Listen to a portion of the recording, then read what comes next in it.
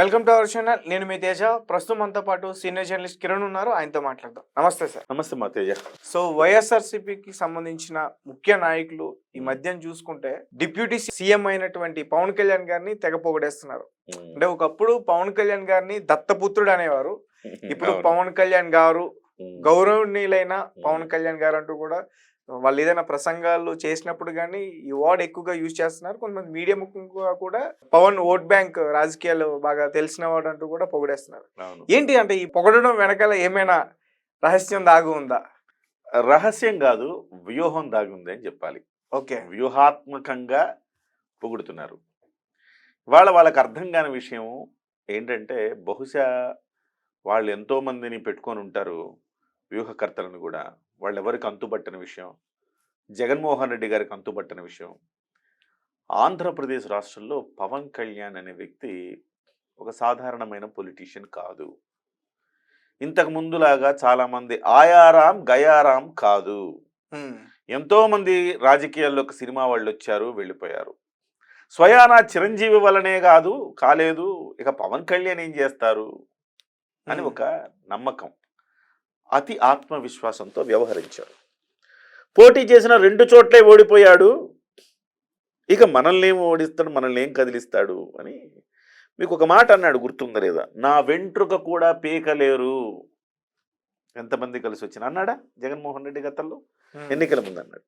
అంటే అంత కళ్ళు బైర్లు గమ్మి మాట్లాడిన మాటలు ఇవన్నీ.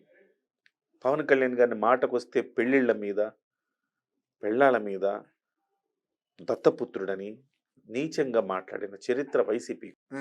ఆవు చేలో మేస్తే దూడ గట్టున మేస్తుందా అన్నారు. అంటే ఆవే గట్టున మేయాల్సింది, చేలో మేసి చేయినంత పాడు చేస్తుంటే దూడకేం తెలుసు? తల్లి అట చేస్తుంటే ఏం చేస్తామని దూడ కూడా వెళ్ళిపోదు. అది సామెత. ఇవాళ జగన్మోహన్ రెడ్డే స్వయాన ఇలాంటి చిల్లర కామెంట్లు చేస్తే వాళ్ళు కూడా చిల్లర కామెంట్లే చేస్తారుగా. ఒక గోడుగుడ్డు మంత్రి అమర్నాథ్, అంబటి రాంబాబు, వీళ్ళందరూ కూడా అలా మీద పడిపోయేవాళ్ళు అచ్చోసిన ఆంబోతుల్లాగా. ఇవాళ అందరికీ విషయం, తత్వం బోధపడింది అని చెప్పుకోవాలి. ఏం తత్వం అయ్యా అంటే, పవన్ కళ్యాణ్ అనే వ్యక్తి ఒక సునామీ.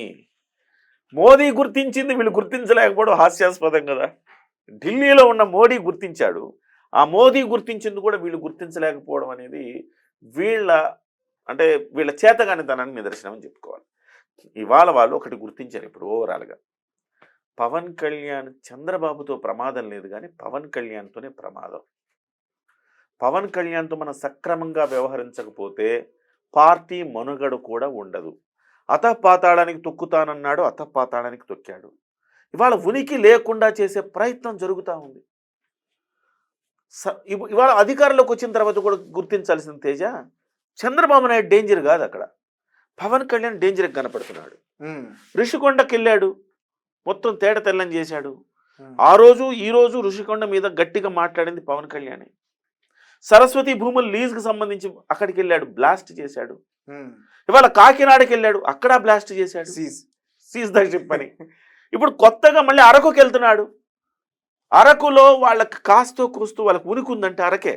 అరకు పాడేరులో 2 గెలిచారు, అరకు ఎంపీ వాళ్ళది.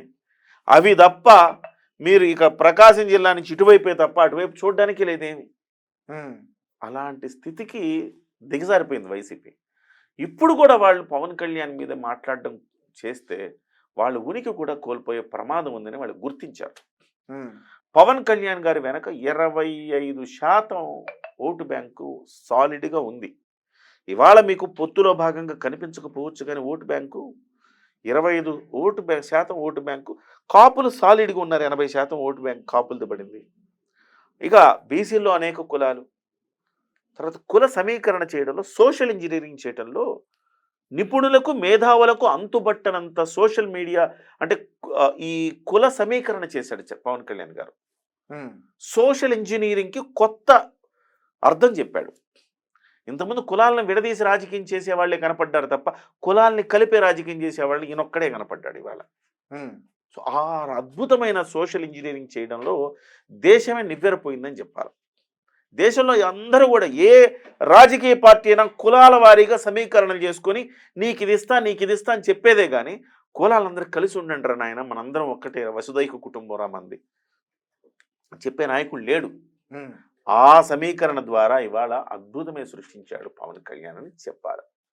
అది ఇవాళ వీళ్ళకి ఇప్పుడు జ్ఞానోదయం అయింది. పవన్ కళ్యాణ్ మనం ఏదన్నా అంటే మన ఉనికి కోల్పోతాం.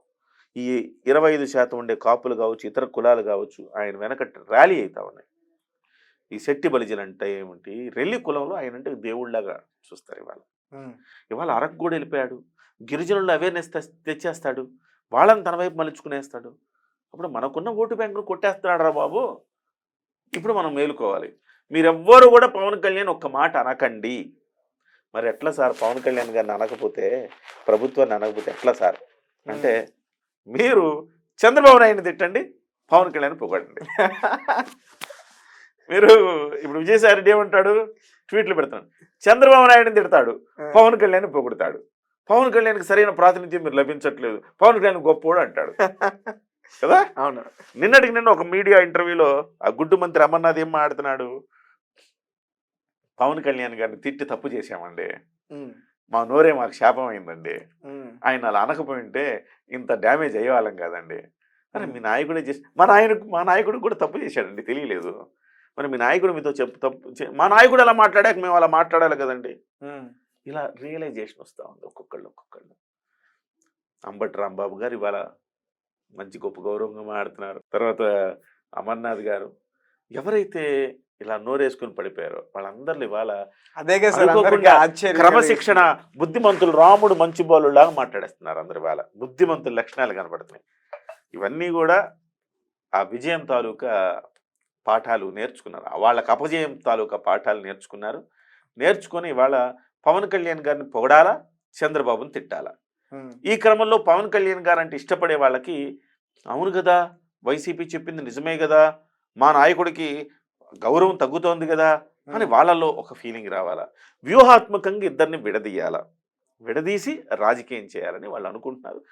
అవి ఎక్కడా అవ్వదు.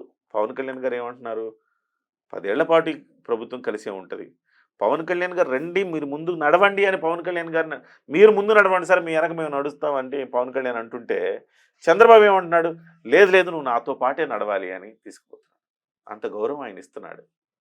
ప్రతిదీ పవన్ కళ్యాణ్ గారికి చెప్పే చేస్తున్నాడు. ప్రతి దాంట్లో పవన్ కళ్యాణ్ గారు నువ్వు నేను సగం అంటున్నాడు. పవన్ కళ్యాణ్ గారు ఏమంటున్నారు, తక్కువ అంటున్నారా, 10 ఏళ్ళు మీరే ముఖ్యమంత్రి సార్ అంటున్నారు. గోలే లేదు.